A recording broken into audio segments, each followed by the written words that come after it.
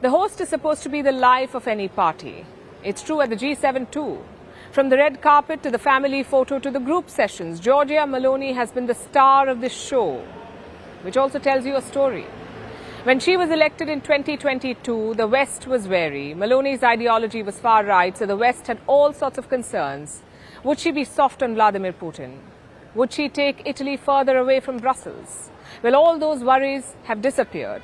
Meloni is now a favourite of the Western leaders, quite unlike her peers from the European far right. So how did she manage it? Our next report tells you.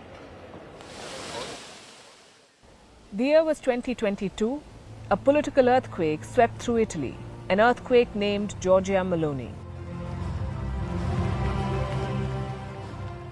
The elections that year came after a period of turmoil. First, the Wuhan virus pandemic ravaged the Italian countryside, then the lockdown sapped the national economy. All of this had destroyed the credibility of mainstream political parties and leaders. Enter Meloni.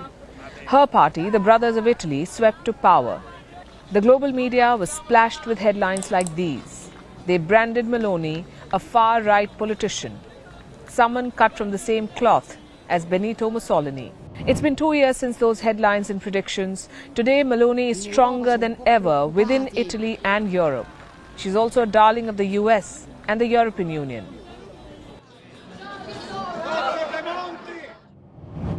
So how did a far-right politician manage this feat? Meloni was born in southern Rome, a region known for its left-of-centre ideology. But as a teenager, she was drawn to right-wing politics. She joined the youth wing of the Italian Social Movement, an organization that evolved from Mussolini's fascist party. As Italy's longtime dictator, Mussolini crushed democracy and freedoms in the country. He also dragged Italy into war and ruin. His imprint and legacy can be seen even here in Bari. This city and this region have historical ties to fascism. Mussolini cultivated Puglia as an agricultural basket. After the First World War, he wanted to convert Italy into a self-sufficient country. And this is the region that he chose for it. He intensified grain, olive oil and wheat production, and all of it was monitored from this building behind me, the Palazzo del Governo, or the Government Palace. A building that was built in the 1800s, later converted by Mussolini into a government headquarters. It is from here that the fascists exercised control over Bari and southern Italy. In 2012, Meloni founded her Brothers of Italy party. In the 2018 general election, the party got just 4% of the votes. But the following years altered Italy's society and economy forever. Italy was among the worst affected countries during the pandemic, with almost 200,000 deaths. Suddenly, Meloni's right-wing policies did not look radical. They looked like the solution to the problems created by mainstream parties. Her party won 26% of the votes in the 2022 elections, and Meloni became Italy's first female prime minister. Many commentators wrote doomsday predictions. They accused Meloni of being a neo-fascist. But in her first speech as Prime Minister, Meloni rejected those allegations. She embraced the idea of a united Europe. I never felt sympathy or closeness to undemocratic regimes, any regime including fascism. Just as I have always considered the racial laws of 1938 the lowest point in Italian history, a shame that will mark our people forever.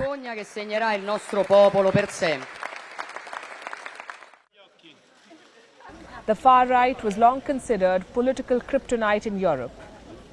But look at these pictures from the G7. Forget kryptonite, Meloni is the summit favorite. The question is, how did she manage this? With 3 political strategies. The first is restraint. Meloni has supported policies against abortion, gay rights and immigration, but she hasn't taken radical steps to roll them out. Most far-right leaders make the mistake of moving too fast with their agenda. Meloni knows that will backfire. Of course, the times have changed. Italy is a strange case when it comes to democracy and liberal thought. It is not as open-minded as some of the countries in Western Europe like France and Germany. It is not even as close-minded as some countries in Eastern Europe.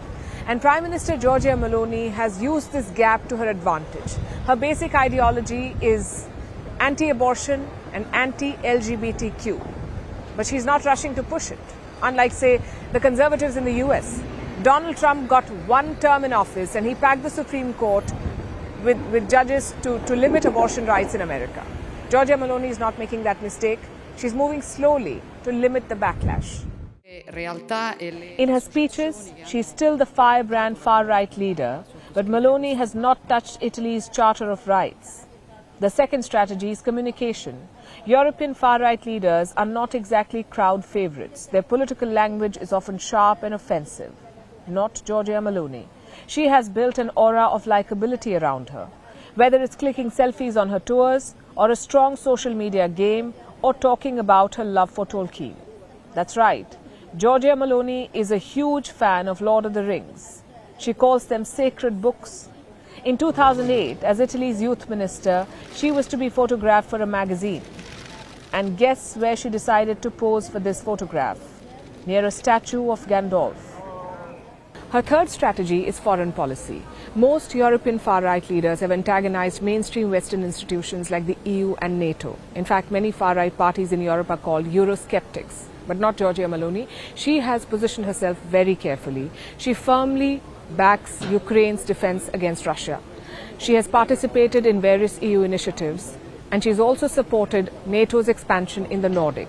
So Giorgia Meloni has emerged as a firm and reliable Western ally, which is why her position on issues like abortion and human rights often takes a backseat. Meloni has succeeded where other far-right leaders have not. Look at Hungary's Viktor Orban. He may have captured power in his country, but he faces constant criticism from the EU. He is very much isolated in Brussels. Another example is Marine Le Pen of France, another loose cannon leader who has struggled to gain traction. Giorgia Meloni has shown them the way. At 47 years of age, she has a long political career ahead. If she plays her cards right, she could reshape European politics for the years to come.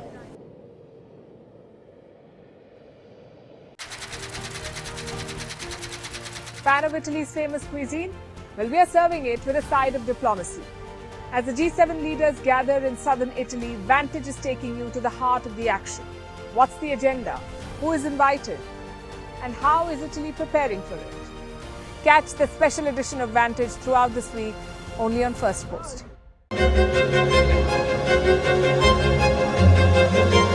Fan of Italy's famous cuisine? Well, we are serving it with a side of diplomacy. As G7 leaders gather in southern Italy, Vantage is taking you to the heart of the action. What's the agenda? Who is invited? And how is Italy preparing for it? Catch the special edition of Vantage throughout this week, only on Firstpost.